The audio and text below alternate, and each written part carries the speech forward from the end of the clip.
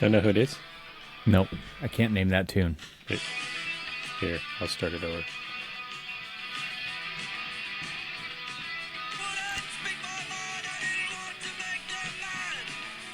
Yeah. Y'all just have to tell me. It is the song Circles by Dag Nasty. Oh, that was on the tip of my tongue. Was it now? Yeah. it was right there. I just watched the documentary again for I don't know how many times I've watched it, but the documentary Salad Days about the DC punk scene. I haven't seen that. I find it odd though. You should. I find it odd though that you have time to, first of all, watch documentaries, but second of all, to watch them multiple times. Like, it's the music that I listen to. It's the music that I enjoy. So it's your favorites, yeah. Yeah. It's funny that there are things that I will watch over and over again, whether they're feature film or even documentary. I don't know why. There's just ones that I'm like, you know what? This interests me. Yeah. And I watch. Yeah, nice. I rewatched Interstellar the other night. That's a movie that I watch. I mean, I won't say often, but Speaking of rewatching, I mean, yeah, it's rare here, but it does happen. It is one that I've rewatched a few times. And, you catch things. Actually, last time I watched it, it was because I was having a conversation with my son about Nolan movies and what I have not seen.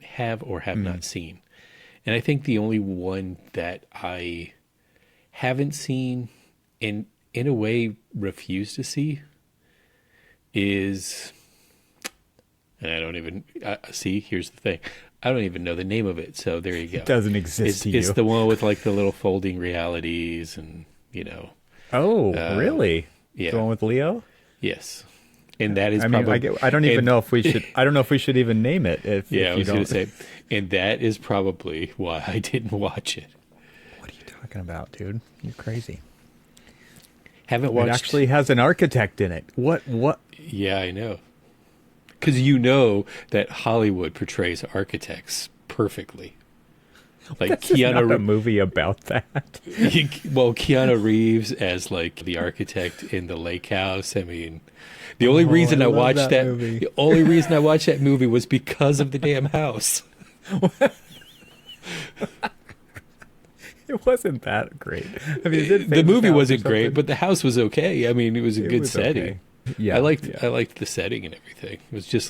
It was more of me living my dream of being an architect and having a lake house. Okay, so speaking of movies and architects, have you seen what's coming early next year?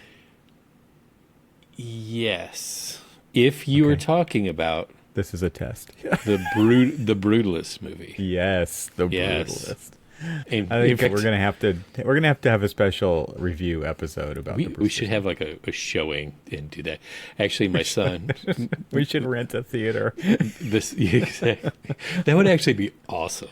To be quite honest with you. Like, okay, audience, let us know. Like, how many of you would actually show up to a screening? Just knowing that you would have to travel, like we would all have to travel to all see it together to do it right. We like what would it take? How many people do you think we would need to pull this off? We would need a couple hundred people, right, to show up for something like this. Hold on, I'm looking up when it comes out. Yeah, I thought I saw January or something, but I could be wrong. I did see the number 2025. It actually says that, according to this, it says initial release September 1st. This year? What? Yeah. All right, maybe I'm way off. The Brutalist? Yes, The Brutalist with Adrian Brody. Yes. Yeah, right. That's it. Yeah, actually... Well, if it's September 1st, we missed it. I think that was just the... I think that was the festival. That was the... Yeah, it was probably festival premiere. That was probably the festival. Adrian Brody as Laszlo Toth. Yes. Mm-hmm. Which makes it sound like he's a brutalist. What is the most architectural sounding name we can make? Right. Totally. Actually, my son, who is studying film studies, he told me about it. Because to be quite honest with you, I didn't know it was occurring. And then up until, I think it was last night, actually, he told me about it. He's like, good timing.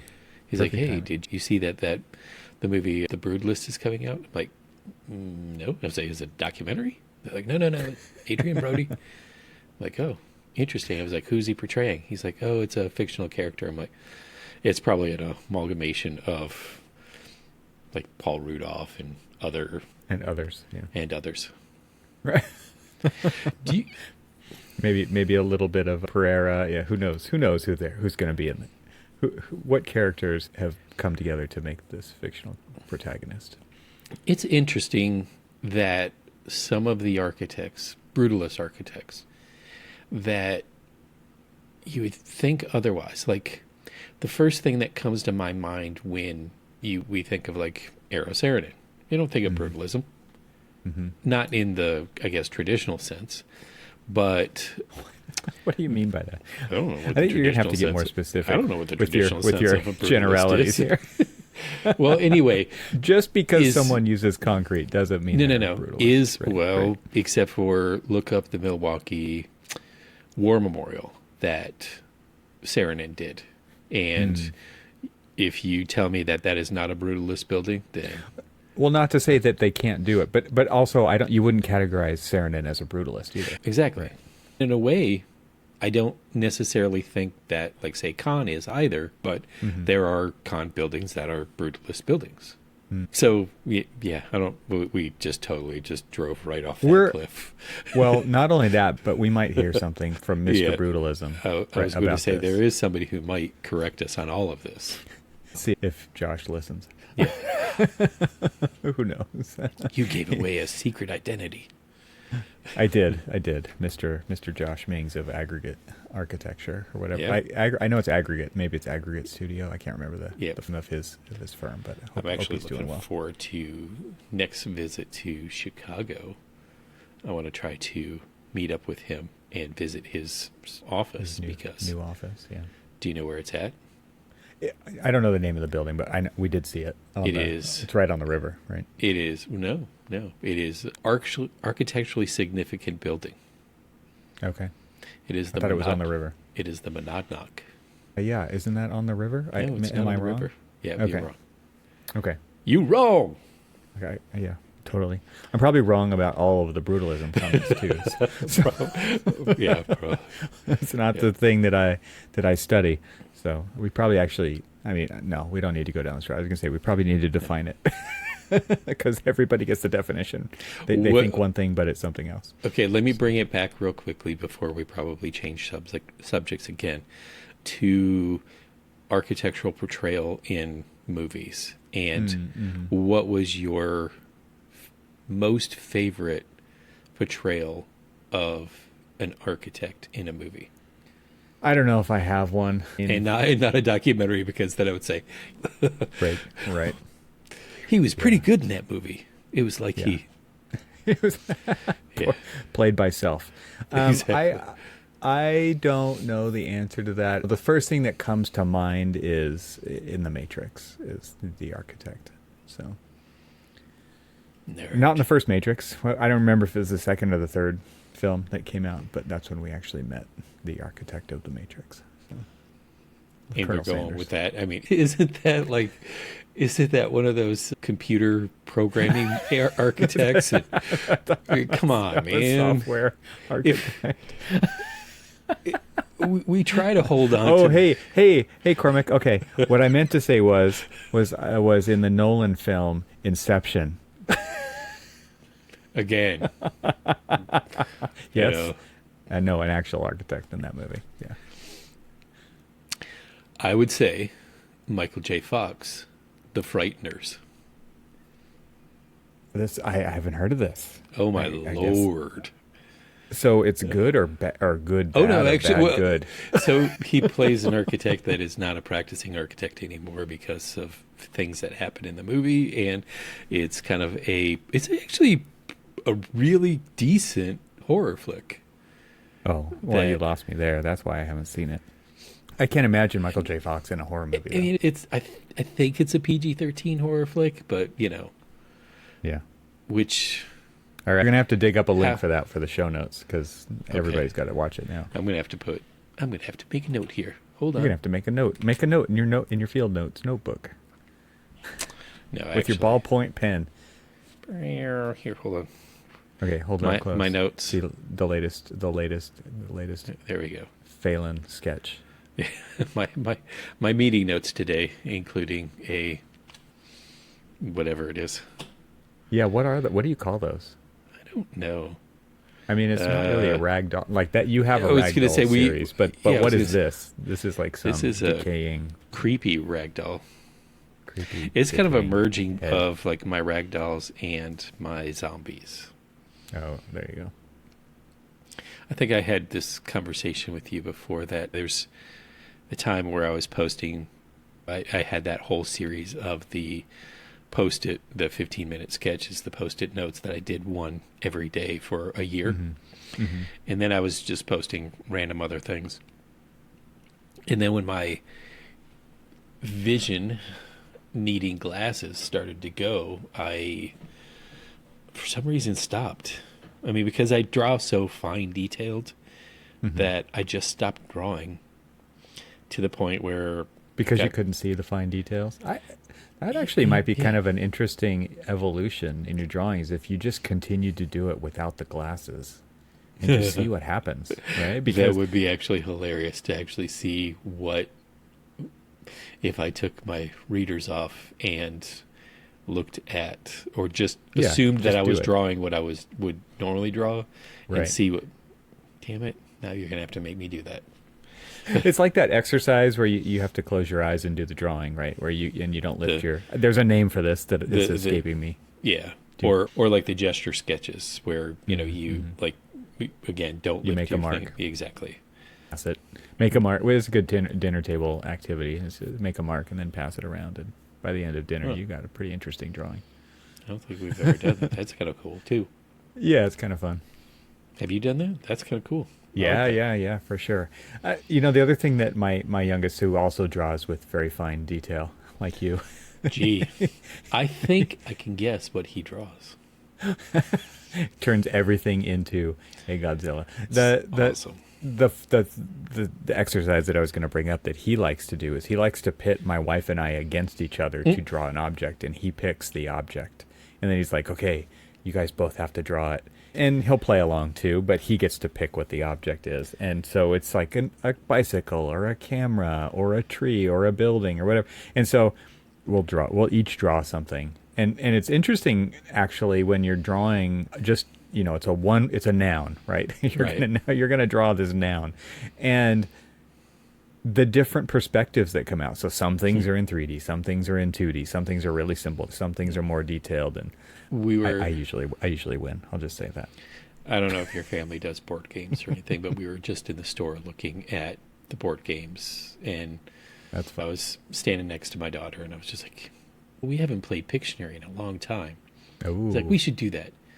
And she's like, no, because it's never really any fun because whoever gets you on their team wins. Because you could draw all the things. Yeah, it's a bicycle.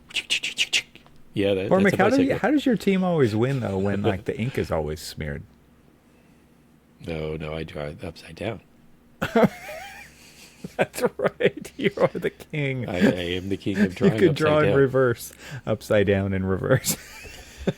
I did that just the other day, and your brain is so screwed up to be able to do that.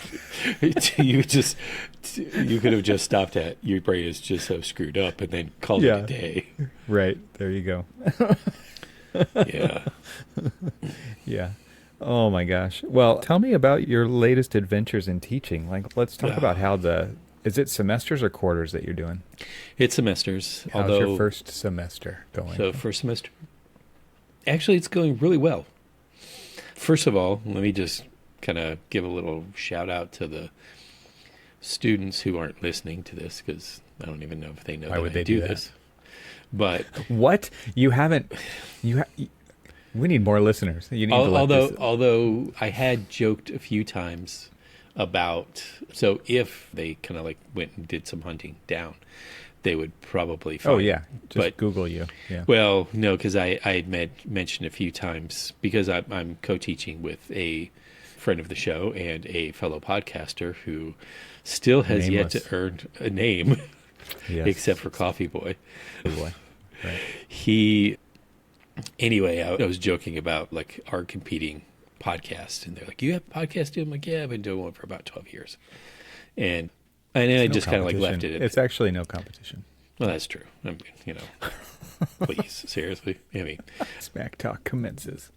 Yeah, but so we co-teach together with someone else, and it's really interesting because, and I'll kind of explain a little bit about the project and everything. And so they do studios they give an ID1, ID2, ID3, and I'm teaching ID5. And ID5 is integrated design, level 5. And what they basically do, because they have a series of labs and other classes like structures, wood comp, or all of these other different types of classes, they actually integrate them into the studio as well. And so if you're learning structures, you're going to be doing things that also integrate structures into your project, urban design, and so on and so forth. And so at ID5, they've got a whole bag of tricks of things that they are sort of required to actually do. And they've got a great program. The actual syllabus was a really good program. And it was an international center located in Flint, Michigan. And it is an actual site. Well, it's an actual client that has been eyeing a specific site. And if everything goes well in their actual world, it becomes this. But we get to use their program, and we get to use the site. So now they have to employ things like understanding what adaptive reuse is and all of these other things. And one of the things that they used to do up until Mouthy Boy decided to join the teaching staff and say, "Hey, would it be great if we do this or this?" That completely changes everything that you guys have been doing in the past. I'm right down, Mouthy Boy. And I kind of hope that they don't take any offense to it or feel like I've contributed a little bit to this whole process. But I was just like, well, why don't we break up the team? Who's the new guy? They're like looking around. Who's the new guy here? Exactly. As we affectionately refer to them as the FNG in the Army. And I'm going to let anybody figure out what that acronym stands for. Not hard. It's not hard, but still. That's not a hard riddle. Exactly. So we were talking about it. It's like, well, break up each of the teams and assign them these assignments that you already have thought about like doing, but assign everything, because then, so they have 4 assignments, essentially. They have assignment 1, which is a precedent study, which is, there are a variety of different program types within this building. And so what their mission is to kind of look at a precedence that reflects that program type, or maybe we have them looking up like grassroots architecture and what that is. Because this is a nonprofit organization that will have to be doing some pretty creative things with, and so they looked up precedents of other programs that use grassroots architecture for funding and construction and all that other stuff. So that's one. It's like one assignment. They broke up the group of 40 students into 6 different groups. And then there was the assignment 2, which is more like analytics, looking at things like the economy of the demographics of Flint, or building code and things like that. So there's a variety of different things. When you say Flint, I just want the listeners to understand that you're located in Michigan. Yes, the school. That's the site of the building. I think, and you're holding up a shirt with the LTU. I'm pretty sure you got the name of the school wrong. The last I did get this, and actually got a text from Coffee Boy correcting me. I'm pretty sure that's a good idea to know who's employing you. My wife. It was just a version of a word. That's all. My wife. She's employing me. Yeah. Good to know her name. Yeah. Exactly. That's the only name you need to know, actually. Exactly. Okay. And sorry, I derailed you. That's totally fine. So my contribution was suggesting that we kind of break up the teams in a way that essentially the next steps is that they're going to start doing building programming and building design and things like that. But if you take a person from each of these teams and then reshuffle the teams for the design progress, and so each team will then have a subject matter expert from these other teams. Hopefully. It will be, looking at the work that they just did. So we did a mid-semester review. So we've all done group projects, Cormac. Not that every professional project isn't one, but in school, those were school, hard. But in practice, we do it all the time. Every time. Our group, even I try to tell them, I'm like, even a sole practitioner does a group project, because if you have engineers, if you have contractors, if you have all of these other things, you're going to be working with someone else. And so kind of like who doesn't pull their weight. Wow. All right then. That was always my experience. Yeah. So then they were also like, well, we typically also assign a model. And I'm like, okay, well, what is the model usually for? And they're like, well, sometimes we do this or sometimes we do that. I'm like, well, why don't this model be something more like what they can do with that is applicable to both the coming project and also the research projects that they're doing now. And a lot of them are basically, looking, since their second assignment is to basically look at like all these different like data points and analytics and things like that, transportation, yada, all these different things in the city of Flint.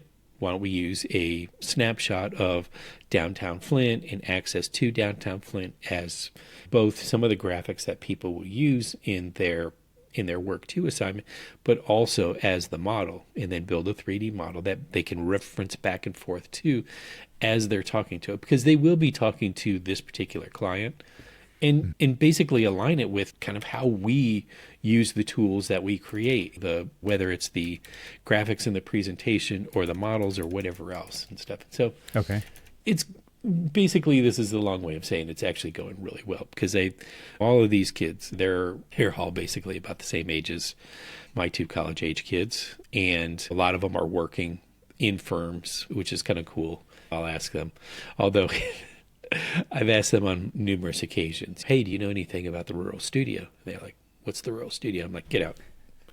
Like, you're dead to me. You're dead to me. Or I'll ask them, I'm like, hey, has anybody assigned you, or have you ever seen Powers of 10? No, get out. Get out.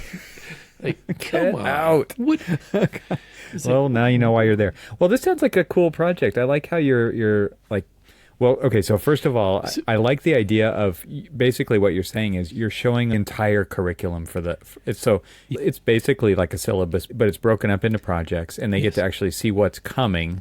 Yeah. So they know why they're doing this step. Exactly. Because it leads to the next step. Because it leads to the next step. Absolutely. And this idea of kind of data collection and like I assume it's like demographics and, like you said, traffic, and I'm sure it's like environmental stuff, utilities, and all kinds of exactly the whole thing. I want to give an assignment. Can I give an assignment? I mean, you can choose to accept this or not, but I'm going to give you an assignment. I would love it if you would pass a link along to one of my podcast episodes called Design, Equity, and Data. Okay. And it's Troxel podcast number 73. And that one, it was a panel discussion that I led, and so I'm not the expert. I just asked the questions. There was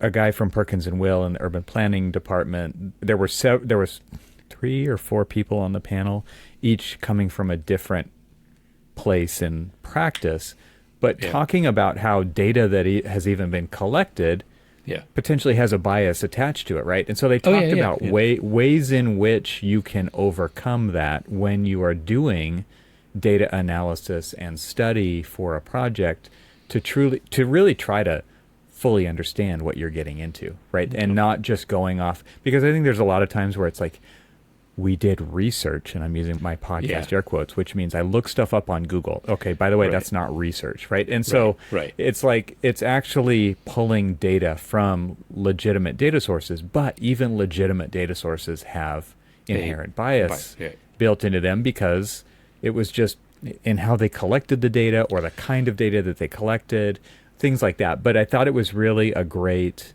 conversation around that, so that it's not just like, well, you can't just use the excuse of, well, that was the data I was given, because then you're not truly representing potentially the client who's actually going to be using the building when you're using this information to inform that design early on. So that's interesting that you say that. We had our mid quarter review. Basically, okay, half of a half. Yeah. So let me explain what that was. It's basically called a quarter. Yeah. They all mid quarter review. Quarter review. Quarter mid review. Yeah. I don't know.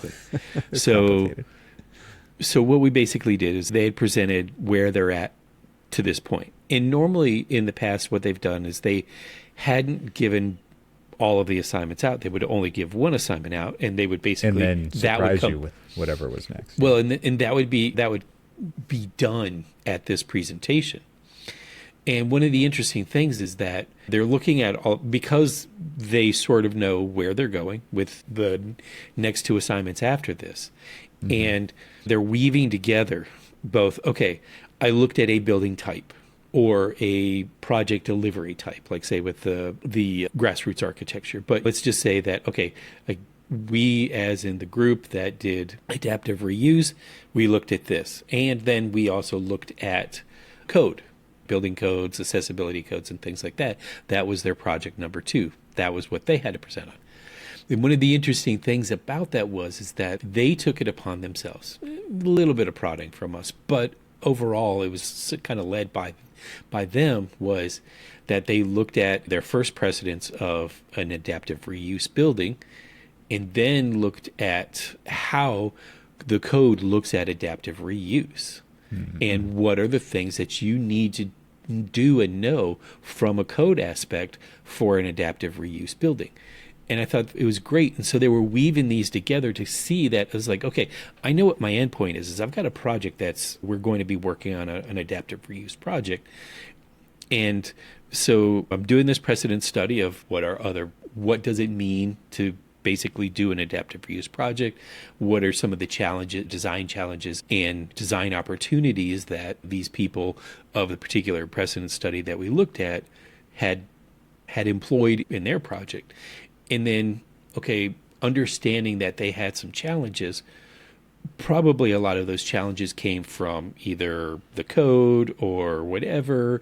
And so understanding, since we're looking at code too, understanding code and understanding like what it is that we are going to be challenged to. So they basically weaved it all together really well. So it's a story that can continue to be told all the way into their next project. And I keep hitting my mic. Stop it. This was that's a podcast rookie mistake right there. It's somebody who talks with their hands. Hand talker. So this reminds me of the last Monterey Design Conference and all of the adaptive reuse projects that were shown. It was absolutely incredible. And when you think about the challenges that do show up in adaptive reuse projects, when it comes to structural and mechanical, and I mean, you're taking the bones of something and you're trying to inject modern systems into that and entirely different use cases and all of that stuff. It is extremely challenging, but I would also say like super inspiring to see those projects that are successful. It is. And it's also extremely rewarding to see that not every great architectural project needs to be a new building. Yeah. Well, as somebody who I don't know if it specializes in, but it seems like it because I've been doing a lot of them. Doing adaptive reuse projects, I find the whole thing this exciting challenge. It's like, okay, I don't have the tabula rasa or tabula rosa, however you pronounce it. I don't have that blank slate. You don't have the blank slate, or you don't have the rose slate. Exactly. Rose-colored glasses, maybe. Exactly. And so I have to figure out the most creative way to do this. And so when I was talking to them about it, it's just like you've got to think about, because they were like, well, it was interesting is because having a conversation or a debate about how the students should progress with their work between the instructors was also kind of fun too, because here you are talking about, like, the three of us are sitting here talking about it. He's like, well, I think that they should do something a little bit more specific to their project. I'm like, and then I interject, I'm like, well, I don't really necessarily think so, because I was like, I kind of swayed them away from doing that. And the reason I did is because one professor undoes what the other one just did over and over. It can be frustrating. But the good thing is that we're having this open conversation between us with the students so that we can discuss, okay, what is the right direction? And they've got another 3 weeks to kind of wrap up these two projects. And looking at everything that they did, they actually have got a lot of work that they did. And I could assume, as basically the adults that they are, they could also choose to ignore you. Yeah. Well, so the way that I framed it on why I prefer them not to get too specific with it is that they're going to get a program, and they're going to assess the program, and they're going to interpret how that program is implemented. Mm-hmm. Some people may say, okay, I looked at all of the data that we collected about downtown Flint and areas that are essentially going to help support this building, whether it's a restaurant or government facilities or third spaces or whatever. They're going to be there. They looked at all of this, and then you sort of see it's like, okay, some of these other support functions around the town, they want to put them in this building. Mm-hmm. I want them to kind of assess, is that the right thing to do? Is this the best? Very fabric of the the project doesn't necessarily stop at the property line kind of a thing. Well, I was going to say, if the building itself is asking for food services, but there is a lot of food services around, this is the conversation. This is the conversation that we have with our clients, especially when we're doing kind of like nonprofit work or community work like this. It's just like, what assets do you have within the community that support your building that maybe you don't need those programs within your building? Sure. You can utilize that space to do something else. One of your other, they'll have this laundry list of all of these different programs types that they want. Maybe they might have to sacrifice one thing for another to try to jam everything in there. Maybe. Maybe. Yeah, and so, exactly. And so maybe the conversation is that, okay, we assessed this based off of the data that we had. We looked at not utilizing this particular program because it's supported here, here, here, and here. Yeah, if you can make a justification for that, sure. So what that means is for the code, they're now going to have a different type of program that's going to go in there. And so let's say, for instance, they do, we were just looking at a multi-purpose space that was less than 50 people. Well, that's one code implication. So now, because they are getting rid of a program, maybe they want to do that as now an assembly space of 100 people. Well, that's a completely different code. That changes things. That is a different code implication, and what it means both by code and structure and everything else. And so that's why I was like, I don't really want them to get too specific on the program, because they may choose a completely different program. And what I would love to see, I want to see how they, by understanding the code, how they then use the code in their specific program. Yeah. And so that's why I didn't really want to get too deep into getting specific on the code. So who's acting as the client here? Is it you, the professor? Oh, no. There's an actual.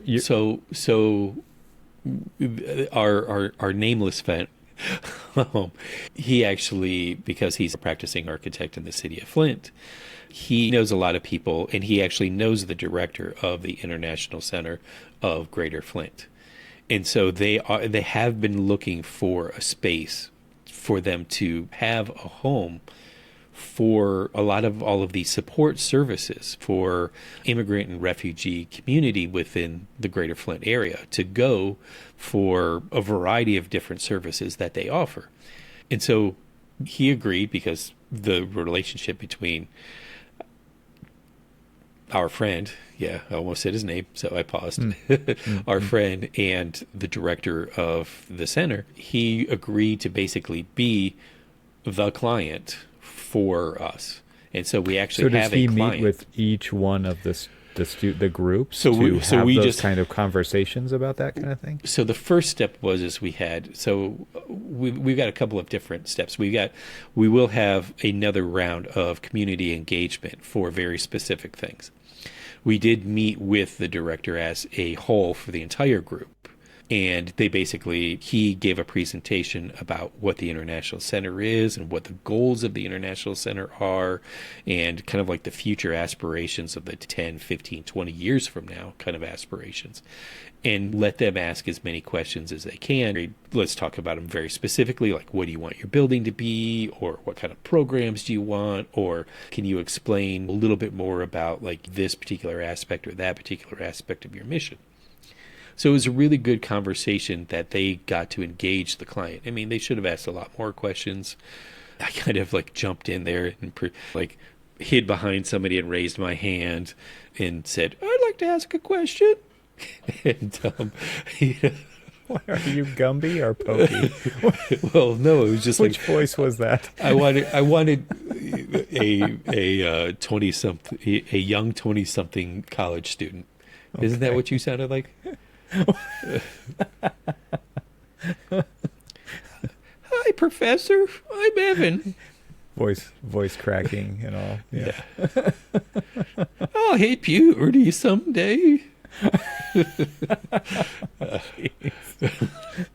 But so it was. So they had some good questions, and then they walked the site, and then they asked questions, and then they walked like around the area, taking a look at things, kind of based off of what their research had to be anyway. Some of their like work to research was, the kind of the data collecting stuff. And so a lot of them kind of walked around and just looked at like access and how do you get to downtown and are there buses running, those kind of things. So they did a lot of like kind of like practical on the ground kind of, which is absolutely what we should always do, is go and actually survey the Google site. Maps. I think you mean Google Maps.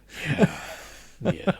I would say I laugh. Remember when I told the story about like having to write a precedent study, and then I decided to like take my long weekend and hop in the car and drive to that precedent study so I could see it and like really talk about it. Google, if Google Earth and Google Maps existed and Street View existed back then, I wouldn't have made that drive. Yeah. Maybe I probably would have, but it's how valuable your time actually is. Exactly. Well, it's hard to actually say that, because not to say that what you would have that it wasn't valuable what you did, but yeah. I mean, I got an A on it, so there you go. But well, this sounds like a cool project. I'm actually interested now in seeing the results and the creative ideas that come out of it. I think one of the things that is hard in this kind of it sounds like I'm projecting now. In this kind of a scenario, because you guys have built so many kind of real world constraints into the project, right? You have a real client, you've got a real site, you've got a real program, you've got the code, you've got all of these things that you're actually looking at. You're going to have data that you're going to make decisions with based on all of the actual things that go on around that site. Okay, and yet, like, how can you blow my mind with a project, right? That's going to be an interesting thing. I tried to explain to him, like, constraints do not kill creativity. Yeah. In fact, I mean, in a way, what's fun is the challenge of how you can beat what you kind of assume is like the code minimum kind of building. Yeah, and stuff. For sure. Right. That is what architecture in the real world actually is. What I guess where I'm even going with that is a little bit farther out, which is like the dreams, like the big, the moonshot kind of ideas, the big dreams that you see in school projects, right? That you actually almost only get to see in school projects or competitions or whatever, where it is a little bit disengaged from reality. But I'm just interested to see like how big the ideas can actually be. I mean, you're talking about adaptive reuse case studies, and I've seen some incredible adaptive reuse projects. So it's totally possible, right? I mean, I'm really intrigued to see what comes out of this. So, and actually I gave them a handout that, interestingly enough, Bluebeam had published just a little small paper that they did on adaptive reuse, and it was filled with a bunch of data on what the future holds for adaptive reuse. And in fact, actually, the future holds a lot for adaptive reuse, especially this big, huge push towards sustainability. And what does that mean with recycling buildings? And so, plus, my, like, always, like, saving kind of like the architectural heritage of a town, like that kind of cultural identity that was created, if it has one. And so I've sat through a few studios in the past before I was hired on, and they did a lot of like adaptive reuse projects, and it was really interesting that the constraints did not kill their creativity. Sure, if you look at them, you're like, yeah, there isn't no way in the world that's buildable. But that's okay. That's also not the point. Like, that is not the point at all. The point is, how can you work with the existing building and the constraints that all of these other things have, and still do an exciting, creative, imaginative space? And a lot of them stay very kind of restrained, and a lot of them get really, really ambitious. And it's really kind of fun to see like the variety of different kind of like aspects of it. So, yeah. When they do the design part of the project, are they still working? So they will be working in teams. Yeah. Wow. But the interesting thing about that is, so when they reshuffle them, is there's going to be, like I said, there's going to be like one member of each team on that team. And I don't know if they're going to then break it down a little bit more. I'm not sure, because that's going to be a challenge. Because, I mean, hell, think about how like difficult it is to design by committee. That's why I said, wow.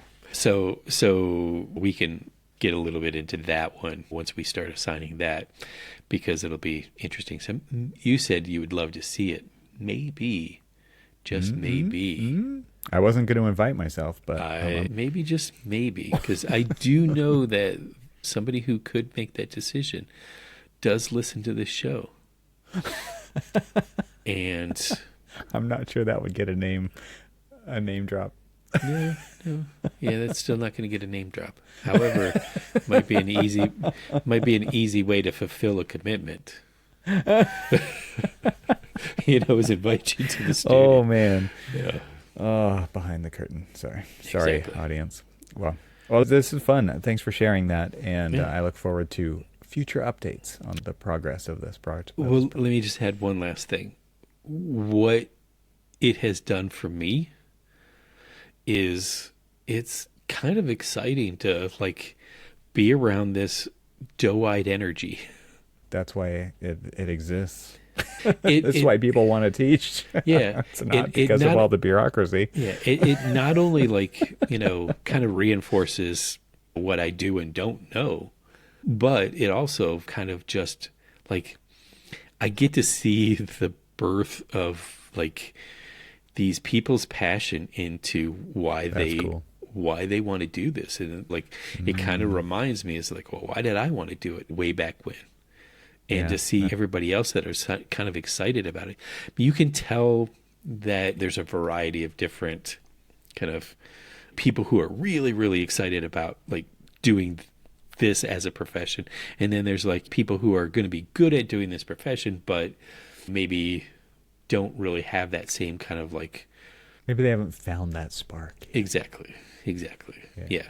But it's really fun. It's really fun to see all of them in all of their different kind of like, levels of joy for something that they were going to be doing for the rest of their lives. Very cool. Very cool. Great to hear it. Well, yeah.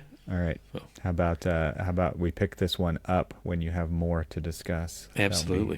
Very cool. All right, man.